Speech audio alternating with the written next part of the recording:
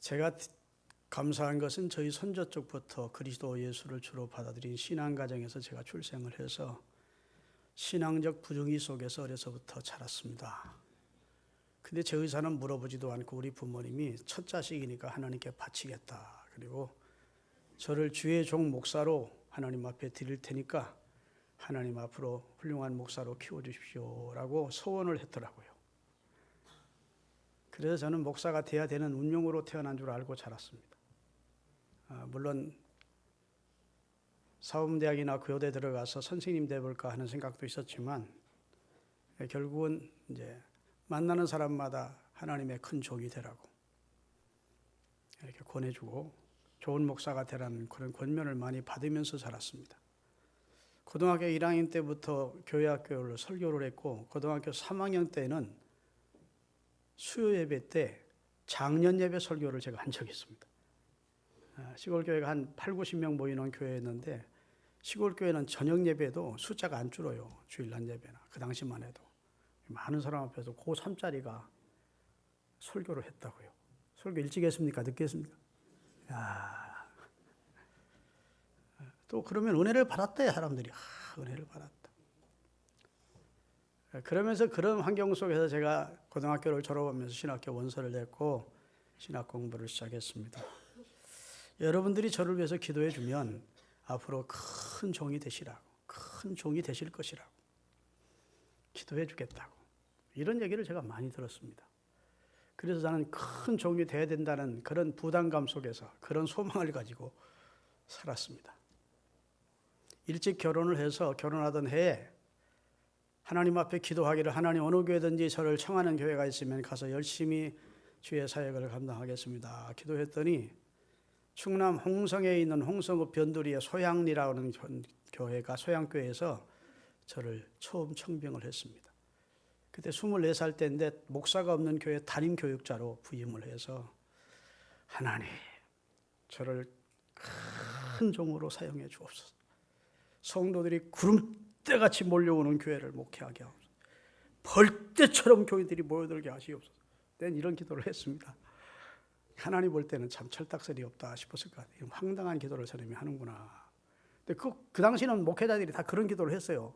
구름대처럼 몰려, 벌떼처럼 교인들이 몰려들게 해달라고 그런 기도를 그때 했어요. 그래서 3년 목회하다가 이제 부여에 가서 6년을 목회하는 동안 우리 나장로님을 뵙게 됐는데 그 교회에 심의했었는데 거기서도 기도는 변함이 없었습니다. 혼자 기도할 시간이 있으면 하나님 구름대처럼 벌떼처럼 교인이 모이는 교회에서 목회하는 큰 종이 되어 주의 일 잘할 수 있게 해주십시오. 이 기도를 했어요.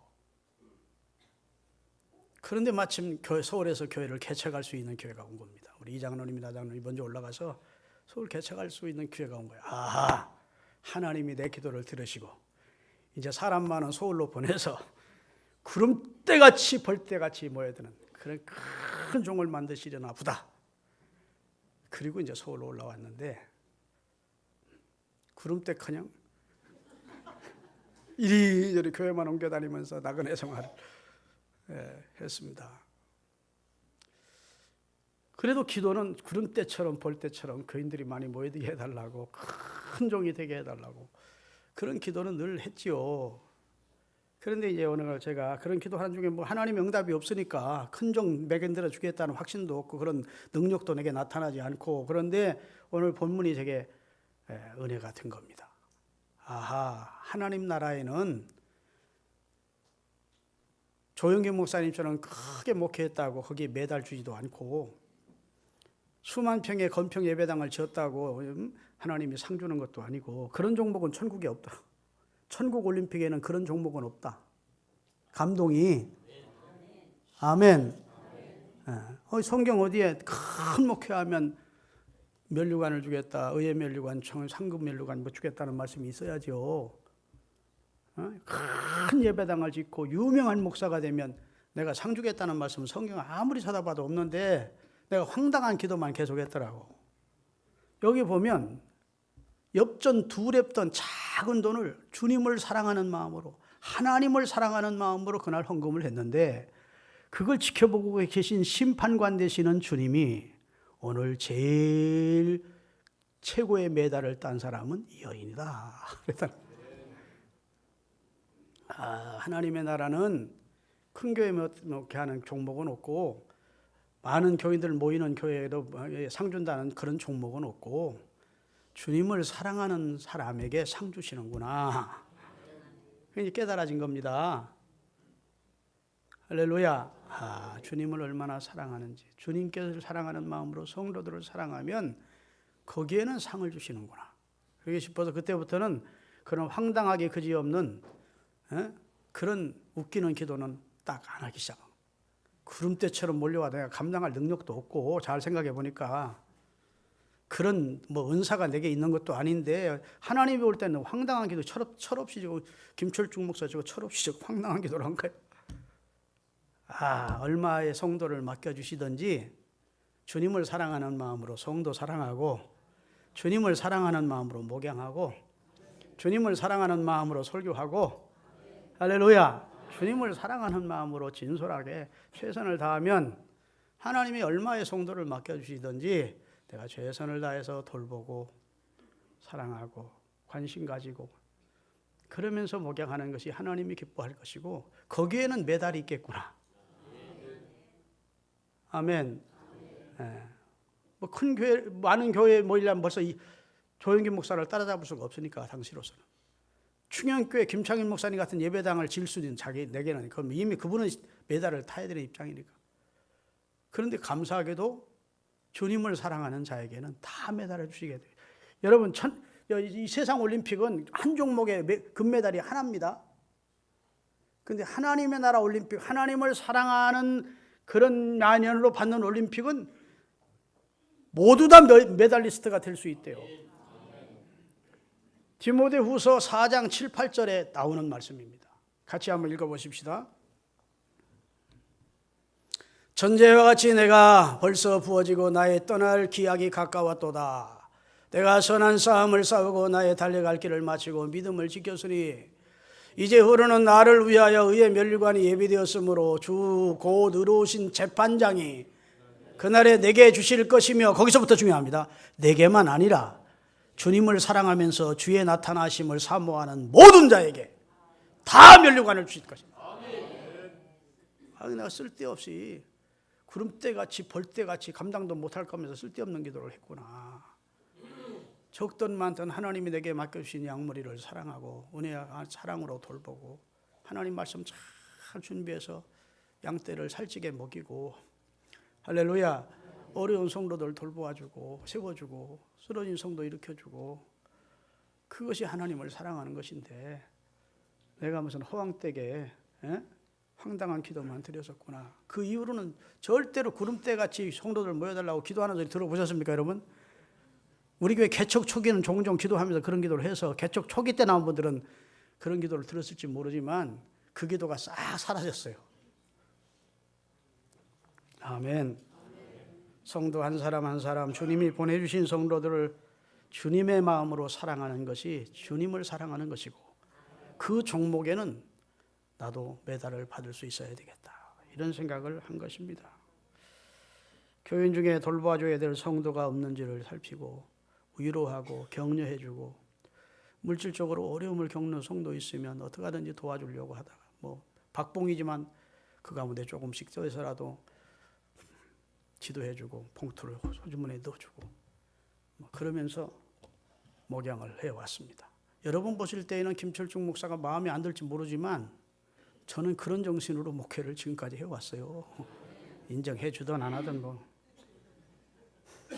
할렐루야. 이것이 하나님이 기뻐하는 종목이더라고.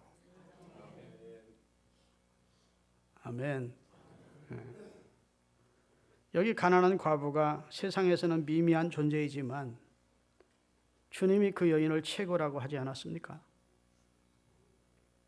이 여인이 얼마나 주님을 사랑하면 그날 자기 생활비 전부를 드렸다는 겁니다. 성경에 나오는 화폐 단위를 보면 넵돈, 데나리온, 달란트 이런 단위가 나옵니다. 한 넵돈은 한 데나리온의 100분의 1입니다. 화폐 단위가 물론 조금씩 올라갔다 내렸다 하지만 한 데나리온은 하루 품삯입니다. 노동자가 가서 하루 10만 원을 지금 받는다 그러면 10만 원의 100분의 1이면 1,000원이에요. 두 랩돈이니까 2,000원을 드렸다는 겁니다. 그런데 마가복음 12장 41절에 보면 예수님이 오늘날로 말하면 감독관, 심판관으로 헌금궤 맞은편에서 주목해서 줄지어서 헌금하는 사람들, 예루살렘의 헌금 성전으로 헌금하며 들어오는 사람들의 헌금하는 모습을 뚫어지게 지켜보고 계셨다는 거예요. 같이 읽겠습니다. 마가복음 12장 41절. 예수께서 헌금함을 대하여 앉으사, 헌금함을 대하여 앉으란 말이 무슨 말입니까? 헌금함 맞은편에 헌금함을 마주보고 앉았다 그 말입니다. 앉으사 무리가 어떻게 헌금함에 돈을 넣는가 보실세. 여러 부자는 많이 넣는데 한 가난한 과부는 와서 두 렙돈 곧 한 고들란트를 넣는지라. 넵돈은 시브리 말이 시브리 단위고 고들란트는 노마식 단어입니다. 그 다음에 예수께서 제자들을 불러다가 이르시되 내가 진실로 너희에게 이르니 이 가난한 과부는 헌금함에 넣는 모든 사람보다 오늘 많이 넣었도다. 액수로 많다는 게 아닙니다. 주님을 사랑하는 마음으로 진짜 헌금했다는 것. 그들은 다 풍족한 중에, 부자들은 풍족한 중에 넣었거니와 그 삶의 일부분, 주신 것의 일부분을 넣었거니와 이 여인은 가난한 중에 궁핍한 가운데 자기의 모든 그날 생활에 될 생활비 전부를 하나님 앞에 드렸다. 다 올림픽으로 따지면 예수님이 심판관으로 헌금하는 선수들을 쭉 보시는 겁니다. 부자들은 그냥 유니폼도 번쩍번쩍하는 거 입고 와서 금돈을 탁 들이면서 아주 그러고 나가는데 남루하기 그지없는 옷을 입고 운동으로 말하면 유니폼도 제대로 갖춰 입지 못한 가난한 한 여인 과부가 겸손한 마음으로 감사하는 마음으로 두 렙돈, 오늘로 말하면 한 1,500원이나 2,000원대는 돈을 감사하는 마음으로 넣은 겁니다. 여러분, 하나님의 아들 예수 그리스도는 영적 눈을 가지고 계십니다. 나다니엘이 무화과 나무 아래에 있을 때 다 알고 보고 계셨다고 그랬어요. 성경에 보면 예수님이 삭개오가 뽕나무에 앉아 올라가 있는 것을 알았고 그의 이름도 알았고 그가 세리자인 것도 알았어요. 예수님이 우리와 똑같은 분이 아닙니다. 그는 신적 능력을 가지신 분이에요. 그래서 헌금하는 사람들의 마음과 그들의 생활과 그들의 지금 삶의 여건과 이런 걸 다 보시는데 이 과부가 지금 얼마나 가난한 상황이고, 그 다음에 지금 가지고 있는 형편이 어떻고 어느 데서 살고 있고 이 여인의 이름이 누군지를 예수님은 다 아시는 겁니다. 그리고 판결을 하십니다. 오늘 최고의 헌금을 드린 자는 이 여인이다. 이해가 안 가죠? 여러분, 이 여인이 최고로 정성 있는 헌금을 드렸다, 정성껏 헌금했다 그러면 우리가 빨리 이해가 될 텐데 최고로 많은 것을 넣었대. 많은 것은 아닙니다. 그보다 더 많이 드린 사람들이 많이 있습니다. 그런데 예수님의 눈으로 볼 때에는 주님을 사랑하는 마음으로 이 여인의 생활 형편에 비해서 가장 많은 것을 헌금했다는 겁니다. 할렐루야. 여러분, 우리 다 주님을 사랑하는 그 종목에는 다 메달을 따시는 우리 신앙가족들이 될 수 있기를 예수님의 이름으로 축원합니다. 할렐루야. 그래서 그때부터는 제가 기도 제목이 좀 바뀌었죠. 구름대처럼 모여지게 대교회 목회가 되게 해주시고 그런 황당한 기도는 입에서 사라졌고 하나님을 사랑하면서 교인들을 사랑하는 신실한 목사가 되게 해주세요. 이렇게 기도하기 시작했습니다. 할렐루야. 제게 맡겨주신 양떼를 사랑하게 해주세요. 목사라고 권위를 높이고 권위의식 가지고 대접받으려고 하지 않게 하시고 성도들과 같이 되게 해주세요. 지금도 우리 교회 장로님들이나 일부 권사님들은 점심 식사를 목사님 따로 차려야 되겠다는 겁니다. 또 이 정도 교회 규모가 되면 목사님들이 따로 식사하지 성도들과 함께 식사하지 않습니다. 어느 교회는 귀족 점심 식사를 강남에 있던 교회는 요리사까지 불러다 목사님 식사를, 요리사가 그날 요리하는데 20만 원씩 준대요. 그러니 요리사 20만 원 주고 목사님 식사하고 얼마나 들어가겠어. 그래가지고 언론에 막 난타를 당한 적이 있어요. 그만큼 목사들이 고리를 부리는 사람들이 많습니다. 오늘 제 얘기하니까 좀 분위기가 싸늘해지네. 저도 그럴 수 있습니다. 그래도 성도들, 바쁜 성도들, 배고픈 성도들 먼저 식사한 다음 자리가 비면 내려와서 따로 식사 절대 못 차리게 합니다. 같이 와서. 그것 하나만이라도 이쁘게 봐주세요.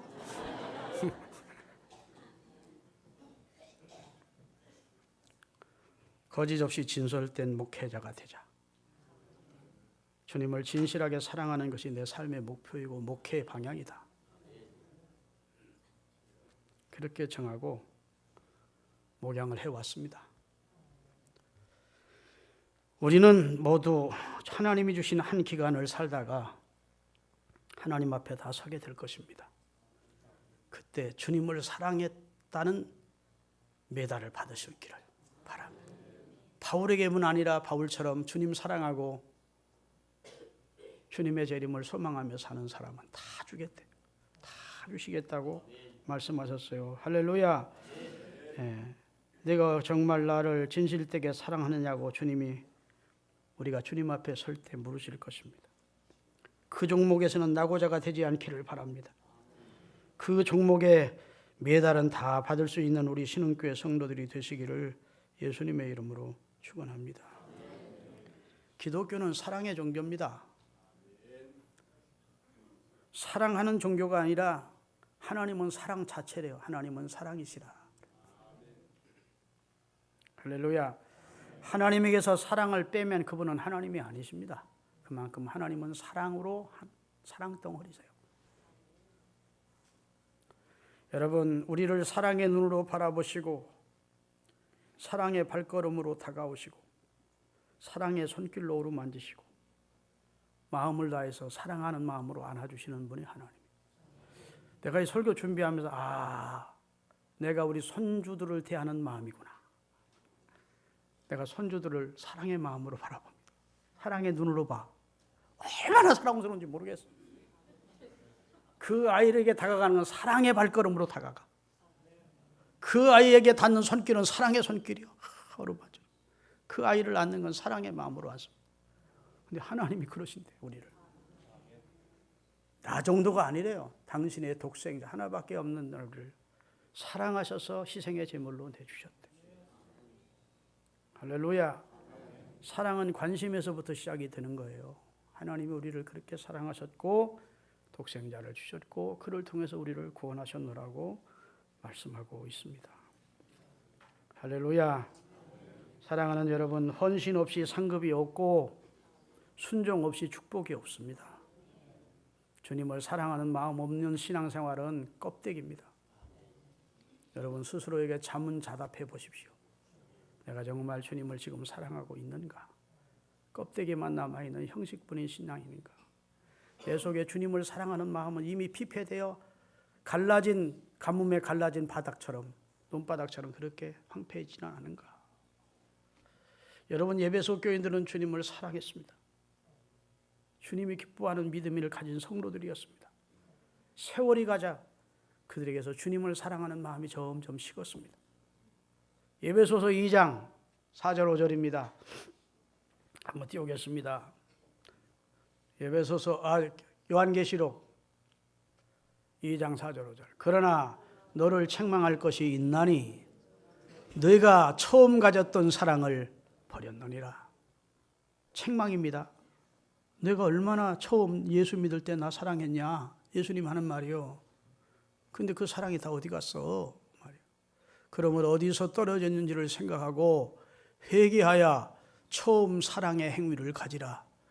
만일 그리하지 아니하고 회개하지 아니하면 내가 네게 가서 네 촛대를 네게서 옮겨버리리라. 무서운 두려운 말씀까지 주님이 하시는 겁니다. 사랑하는 여러분, 주님을 사랑한 처음 사랑을 회복하시기 바라고 주님을 사랑하며 살기로 오늘 결단하시는 이 시간이 될 수 있기를 예수님의 이름으로 축원합니다. 성도들이 하나님 앞에 신앙생활하는 것, 봉헌생활, 헌금생활하는 걸 보면 눈시울이 뜨거운 헌금들이 있습니다. 진짜 과부의 엽전, 두렙돈과 같은 헌금들이 있어요. 남편이 믿지 않으니까 생활 전체의 11조는 못 드리고 생활비에 11조라도 드려야지 하고 그걸 꼬깃꼬깃 준비했다가 11조를 드리는 분. 구차하고 가난한 어려운 광평 속에서도 믿음으로 최선을 다해서 하나님 앞에 각종 봉헌을 하면서 헌신하는 모습을 보이는 분. 이런 분들이 주님을 사랑하는 겁니다. 사랑이 아니면 헌금할 수 없어요. 헌금은 사랑의 표현이야. 내 마음이 있는 곳에 물질이 있고 물질이 있는 곳에 내 마음도 있대요. 내 보물을 하늘에 쌓으라고 예수님이 말씀하십니다. 예수님은 오늘 또 우리를 지켜보고 계십니다. 할렐루야. 봉헌하는 그들의 모습을 지켜보신 것처럼 우리를 지켜보고 계시다고요. 그런데 우리의 겉모양을 보시는 분이 아니십니다. 잠언 21장 2절입니다. 같이 읽겠습니다. 사람의 행위가 자기의 보기에는 모두 정직해 보여도 여호와는 마음의 숨은 동기까지 감찰하시는 분이다. 어떤 마음으로 드리고 어떤 마음으로 예배하고 어떤 마음으로 봉헌하고 어떤 마음으로 사역을 감당하는지 마음을 감찰하시는 분이다. 역대상 28장 9절입니다. 아버지 다윗이 아들 솔로몬에게 유언한 내용의 일부입니다. 내 아들 솔로몬아, 너는 네 아비의 하나님을 알고 온전한 마음과 기쁜 뜻으로 섬길지어다. 여호와는 모든 중요합니다. 여기서부터 마음을 감찰하시나니 모든 의도를 아시고 그 다음 만일 그를 찾으면 만날 것이요 만일 내가 그를 버리면 그가 너를 영원히 버리시리라. 마음 다해서 하나님 사랑하라고 아버지 다윗이 죽어가면서 솔로몬에게 유언한 겁니다. 무사람의 마음을 아시는 이가 하나님이다. 아멘. 그 속속들이 마음까지 감찰하고 꿰뚫고 계신 분이 하나님이야. 마음 다해서 하나님 사랑해야 된다. 그렇지 않으면 하나님이 널 버려. 이렇게 말씀해 주시고 있는 겁니다. 요즘 SNS를 통해서 헌금에 대한 자신들의 주장을 얘기하는 유튜버들이 많이 나옵니다. 11조가 필요 없다느니 헌금을 너무 강요한다느니 이런 유튜브나 SNS를 통해서 정보를 들은 사람들은 그렇지 해도 헌금하기 아까워 죽겠는데 아이고 이거 가려운데 긁어주는 것처럼 시원하니까 헌금 그렇게 안 해도 되는구나. 그리고 스스로 위안을 받는데 성경은 그렇지 않아요.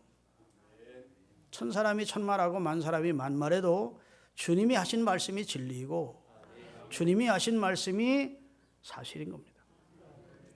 할렐루야. 예수님께서 헌금에 대하여 말씀하신 것은 성경에 몇 군데 안 됩니다. 그러나 하신 말씀이 많든 적든 일단 예수님의 입에서 말씀이 나왔다면 그 말씀은 우리 삶의 지침이고 거울인 것입니다. 할렐루야. 그러면서 예수님은 헌금 생활을 주시하고 계심을 오늘 분명히 말씀해 주셨고 주님은 주의 백성들이 헌신이나 헌물을 통해서 하나님을 사랑하는지를 가늠자로 메다처럼 그 지침으로 보시고 계심을 말씀해 주시고 계십니다. 할렐루야. 하나님을 사랑하는 사람의 척도는 헌금을 통해서 하나님이 구별하시는 것이죠.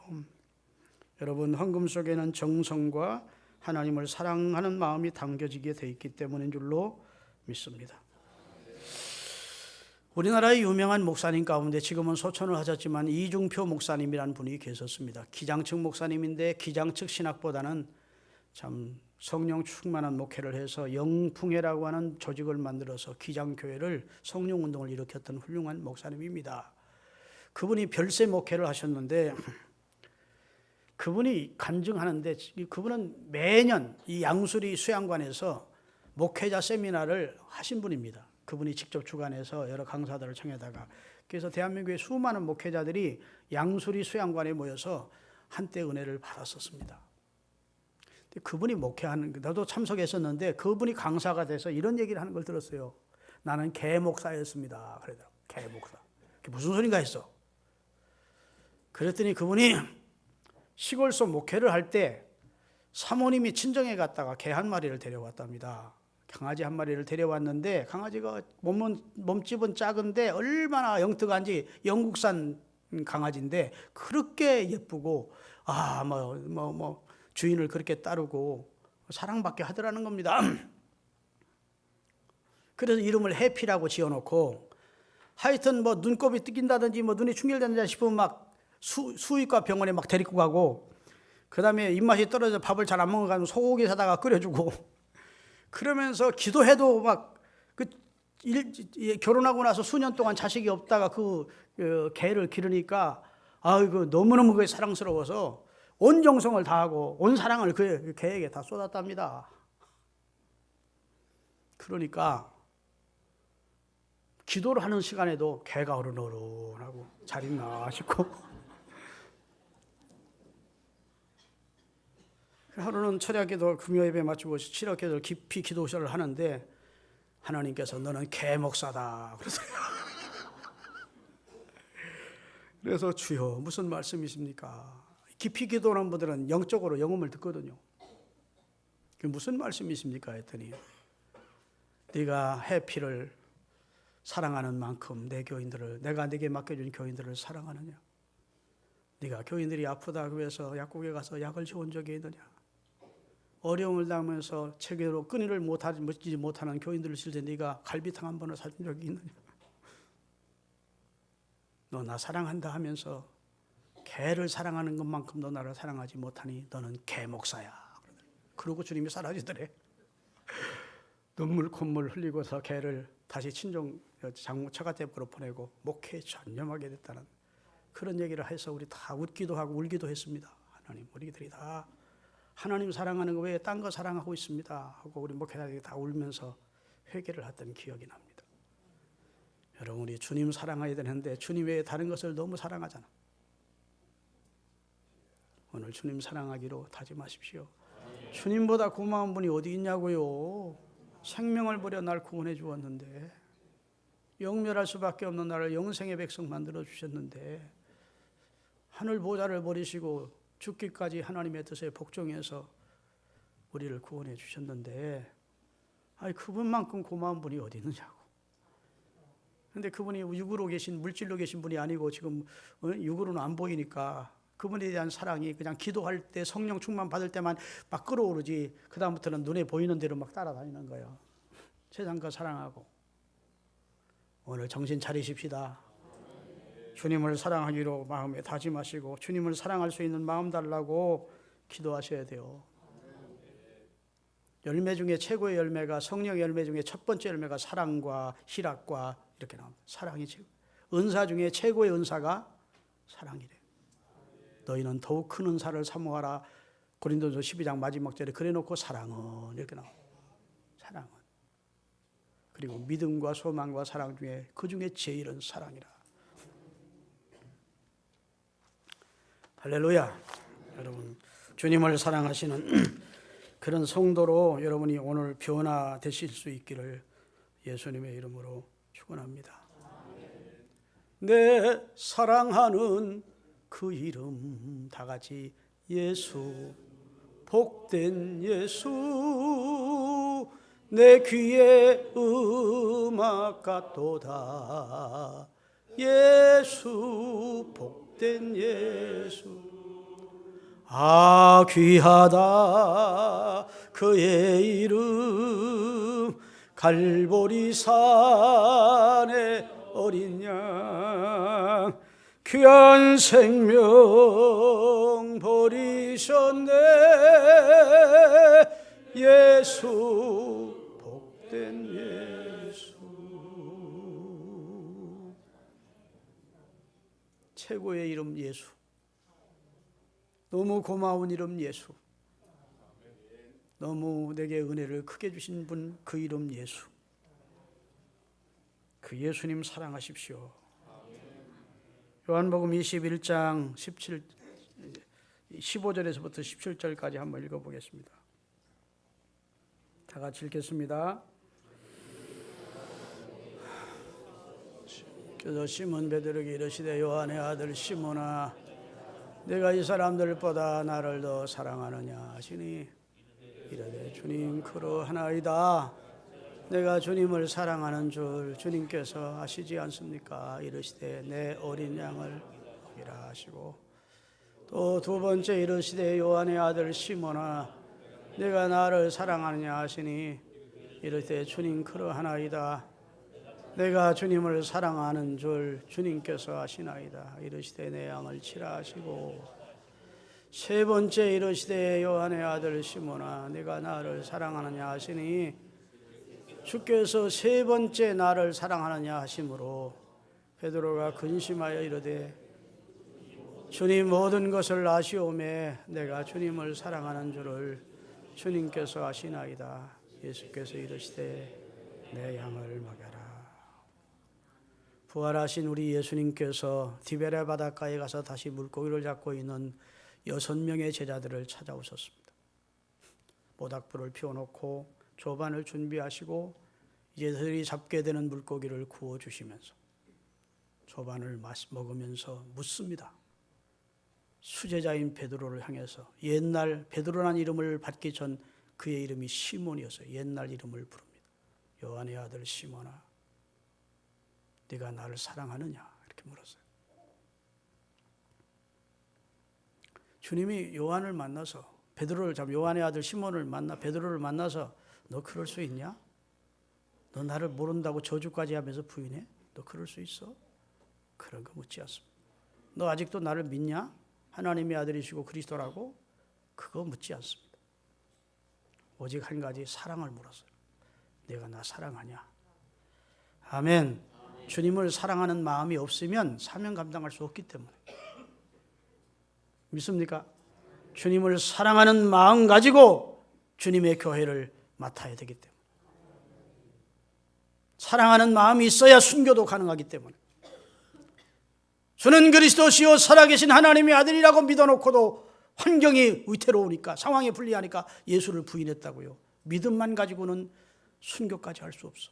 주님을 사랑해야만 교회를 지키며 순교할 수 있겠기에 주님이 사랑을 물으신 겁니다. 할렐루야. 내가 옛날에 나를 사랑했느냐, 과거의 사랑을 묻지 않습니다. 앞으로 나를 사랑할 것이냐 묻지 않습니다. 지금 내가 나를 사랑하느냐, 현재형입니다. 나 옛날에 기도 많이 하고 주님 일 많이 했어. 그거 자랑할 게 못해요. 지금이 중요해요. 할렐루야. 여러분, 다시 말하면 예수님을 사랑하는 것이 모든 것의 으뜸이고 꼭 필요한 필수 사항이기 때문에, 주의를 하려면 예수님은 사랑하는 마음이 없으면 안 되기 때문에 사랑을 물으신 겁니다. 똑같은 질문을 3번이나 반복해 물으신 것은 너무나 중요한 것이기 때문에, 하나님을 사랑하는 것이 너무 중요하기에, 주님을 사랑하는 것이 너무 신앙생활에 중요하기에 주님은 묻고 또 묻고 또 묻은 것입니다. 할렐루야.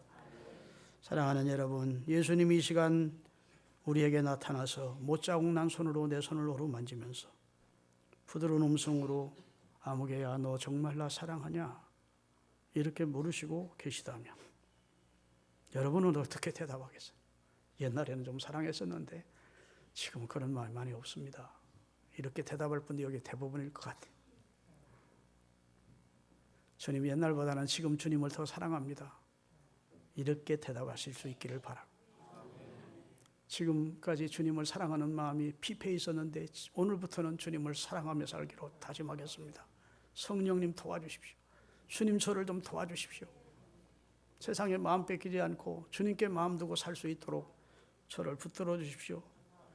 이렇게 기도하면서 주님께 고백하실 수 있기를 주의 이름으로 축원합니다.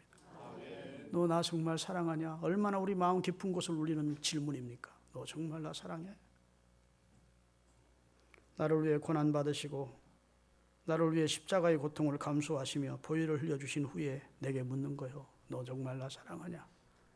내 너를 위하여 몸버려 피 흘려 내 생명을 너를 위해 주었다. 그런데 너 정말 나 사랑하냐? 이렇게 묻고 계시다고 봐야 되는 겁니다. 할렐루야. 베드로에게 물으신 주님이, 나다네에게 물으신 주님이 오늘 우리에게 묻고 있는 거예요. 나는 베드로가 아니기 때문에 나는 나의 대답을 주님께 드릴 수 있어야 됩니다. 주님을 사랑합니다. 할렐루야. 예수님의 수제자 베드로에게 주님을 사랑하느냐고 질문한 거예요. 뜬금없는 질문 같죠. 예수님의 수제자면 당연히 주님을 사랑하지 않겠습니까? 그런데 주님은 물어보시는 겁니다. 왜냐하면 주님의 제자라도 주님을 사랑하지 않을 수 있다는 암시입니다. 가룟 유다는 은 30만큼도 예수님을 사랑하지 않았어요. 주님에게는 교회의 어떤 직분을 맡았느냐가 중요한 게 아닙니다. 우리 교회도 이제 내년에 새로운 직분자들을 세우기로 내가 목회 계획을 세웠고 정책당에서 말씀을 드렸습니다. 여러분 직분에 대한 욕심을 갖지 않기를 바랍니다. 세워주시면 감사하고 할렐루야. 안 세워주시면 주님을 사랑하는 것으로 족한 겁니다. 직분 맡아놓고 제대로 감당 못하는 것보다 차라리 직분 없어도 주님을 사랑하고 주님의 교회를 헌신하는 게 아름다운 것입니다. 할렐루야. 주님이 너 교회에서 뭔 직분을 맡았느냐 그거 묻지 않을 겁니다. 하나님 앞에 가서는 네가 정말 나를 사랑했느냐 그거 물으실 거예요. 나 사랑하는 만큼 네게 맡겨준 양을 사랑했느냐, 네게 맡겨진 직분을 사랑하면서 직분을 잘 감당했느냐, 충성과 사랑을 물으실 거라고요. 그 앞에서 부끄럽게 대답하지 않도록, 그때는 여러분 부끄러운 대답이 아니겠습니까? 그때는 이제 돌이켜도 소용없어. 하나님 앞에 서서는. 지금 이 말씀을 잘 들으시고 주님을 사랑하기로 다짐하실 수 있기를 바랍니다. 우리가 주님을 얼마나 사랑하느냐가 중요하기 때문에 교회의 직분이 그렇게 중요한 게 아니에요. 교회의 직분을 맡았음에도 주님을 사랑하지 못하면 더 파괴적인 일을 하는 사람들이 많습니다. 직분은 장로인데, 직분은 목사인데 하나님의 교회나 노회나 총회를 파괴하는 짓을 하는 못된 사람들이 있어요. 그들을 중심으로 살펴보면 주님을 사랑하는 마음이 없기 때문에 주님을 두려워하지도 않아. 그 속에 주님이 있는가 싶을 만큼 의심스러워. 사랑하는 여러분, 나중에 주님이 심판하실 때 내가 교회에 무슨 직분을 맡았느냐 묻지 않으시고 내가 얼마나 나를 사랑했느냐고 물으실 거예요. 할렐루야. 네. 우리 스스로 한번 자문자답하는 은혜로운 시간이 될 수 있기를 바랍니다. 은혜 많이 받았습니까? 감사한 일이죠. 지금까지 놀라운 영적 체험을 했습니까? 고마운 일이죠. 기도 응답 많이 받았습니까? 너무도 은혜로운 일이죠. 그러나 여러분, 주님께서 사랑을 질문하고 계신 거예요. 사랑. 정말 날 사랑하냐? 왜 그렇게 사랑을 강조했을까요? 사랑이 없으면 아무것도 아니래. 고린도서 13장에 사랑 없이 하는 행동은 산을 옮기는 믿음이 있고 그 몸을 불태우게 내줘도 소용없대. 주님을 사랑하는 마음에서 나오는 행동이어야 될 때, 주님을 사랑하는 마음의 동기에서 충성할 때, 봉헌할 때, 예배할 때, 찬송할 때, 선교할 때 하나님이 기뻐하시는 겁니다. 사랑을 모르시는 거예요. 사랑. 할렐루야. 여러분, 주의 일하면서 주님을 사랑하지 않는 자가 있을 수 있습니다. 마르다는 열심히 부엌에 들어가서 주님 대접하는 봉사를 하는데 주님을 사랑하는 마음이 마리아만 못해서 불평하고 동생을 원망하고 그러다가 은혜에서 사라집니다. 마르다에게는 거기서 끝나요. 그러나 마리아에게는 계속 진행이 되는 겁니다. 주님을 사랑해야 끝까지 감당할 수 있고 끝까지 갈 수 있습니다.